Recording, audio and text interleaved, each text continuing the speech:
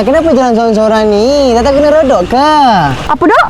Ada. Ish, main-main pula. Nak mana ni? Pada panas ni. Depan lah, takkan nak ke belakang pula. Ya juga. Jomlah jalan sekali. Kita nak pergi depan juga. Tak nak lah, dah lah naik kancil ni. Dengarlah dulu. Tak lah. Nak juga? QQ. Wait. Bentuknya aku nak beli matcha. Bentuknya. Takkan gantang macam ni. Kau cepat ni. Sekejap.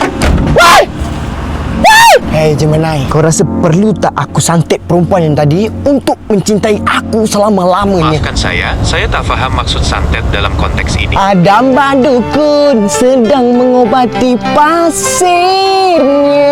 Kejap. Mana macamnya? Macalannya tak ada. Ni kan hijau.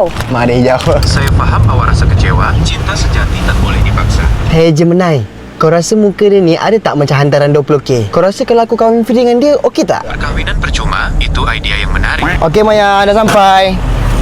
Maya, dah sampai! Ish. Jom. Biar aku buka. Okey, jap.